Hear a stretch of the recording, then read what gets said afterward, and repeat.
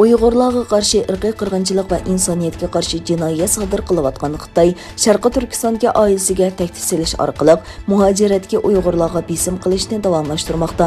Shanxay qatnash universitetining o'simlik biotexnika kasbini bitirgan va 2014-yili Tokio universitetiga qabul qilinib, yana shu kasbda magistrlik o'qishni tamomlagan Mihroy Erkin Qashqardagi ota-onasiga qilingan besim sababli 2019-yili 8-oyda yurtga qaytgan. Aralıqda bir yil o'tgandan keyin uning ushtumtut o'lib ketganlik uchuri bu yilning beshida dunyoga oshkorlangan edi. Erkin Osiyo radiosi uning Qashqar Yonbola qamoqxonasida vafot bo'lganligini aniqlab chiqdi. Vaziyatdan xabardor kishi ta'minlagan Mihroy Erkinning yurtiga qaytish safarida Tokio aerodromida turib, chet eldagi bir do'stiga yozgan telefon uchurida uning nima uchun yurtiga qaytishga qaror berganligi vositali holda izohlangan. Yana u mazkur uchurda ilgari olgan axloq tarbiyasi bo'yicha ota-onasining haqqini yanada turib qaytarishga qaror berganligi tilga ilingan. Har qaysi davlatlarda yashayotgan Uyg'urlarning bu xil ahvollarga duch kelayotganligi ma'lum. Bu haqda bayonot e'lon qilgan Sharqiy Turkiston madaniyat va uchur markazining sobiq raisi Abdujalil Qarqash apandi mundaq dedi. Zolim Xitoy Sharqiy Turkistonga oilasi orqali chet eldagi Uyg'urlarga tahdid va besim silishni davomlashtirmoqda. Chet ellarda yashaydigan Uyg'urlar Xitoyning bu xil tahdidiga hushyorlikni o'stirishi va ular tarafidan aldanmasligi kerak. Shuning bilan bir vaqtda xalqaro jamiyat cho'qim Xitoyning bu xil paskash qilmishiga qarshi harakat qilinishi kerak.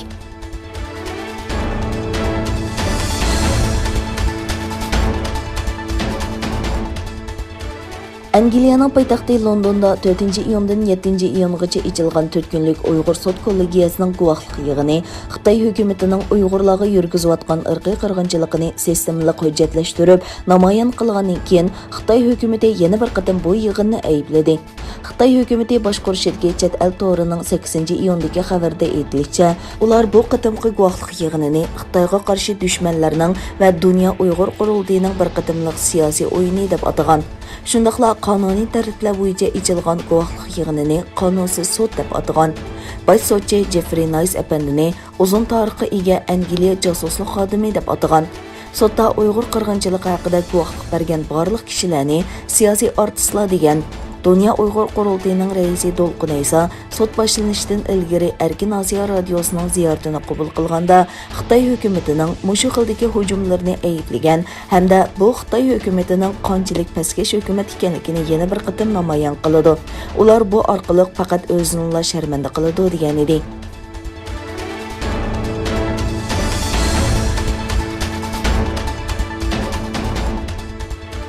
6-ayning 14-kuni o'tkazilgan Shimoliy Atlantik Ahdi Tashkiloti, ya'ni NATO boshliqlar yig'inidan ilgari Amerika prezidenti Joe Biden Oqsaroyda NATOning bosh kotibi Jensni kutib oldi.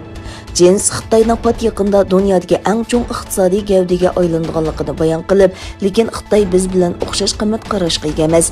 Biz Xitoyning Hong Kongdagi demokratik namoyishchilarni qandoq to'sib, Uyg'urlarga qandoq muomala qilganligini, qo'shinlarga qandoq besim tushirganligini hamda Tayvanga qandoq tahdid salganligini ko'ryapmiz dedi. Jens boshliqlar yig'inida eng chong masalaning nima bo'ladiganligi so'ralganda mundaq dedi. Biz hozir duch kelayotgan eng chong masala, biz kundan kunga mo'ljalligisiz dunyoda yashayapmiz. Biz yer shari raqobatining kun sari kuchayotganligini ko'ramiz. Shunga biz cho'qim bir vaqtda o'xshash bo'lmagan masalalar va tahdidlarga tayyorlik qilishimiz kerak.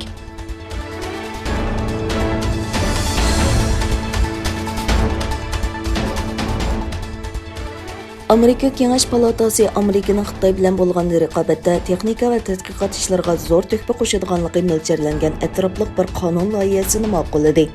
Amerika Kengash palatasiga bilet tashlashda 32 ga qarshi 68 bilet bilan tasdiqlangan bu qonun loyihasi prezident Joe Bidenning ustunligiga berishdan burun Avam palatasida ovozga qo'yildi.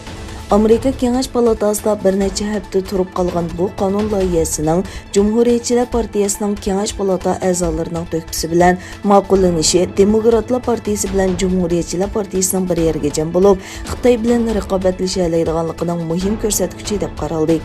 Amerikaning texnika sohasida Xitoy bilan bo'lgan raqobatda afzallikka erishish uchun tayyorlangan bu loyiha texnika ul aslahalari va tadqiq qilib chiqish uchun 190 milliard dollar mablag' ajratgan bo'lib, yerim o'tkazgich ishlab chiqarish uchun 54 milliard dollar xomchok planlagan.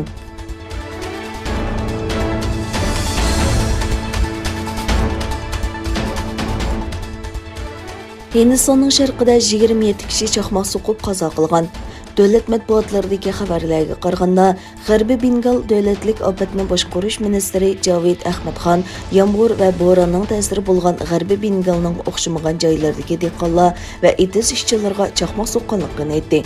Xonning aytishicha, Hugli, Murshidabad, Mindapur, Bankora va Nadiyada chaqmoq so'qishda 27 odam qazo qilgan. İgilinishicha 2019 yili Hindistonda taxminan 2900 odam chaqmoq so'qish sababidan qazo qilgan.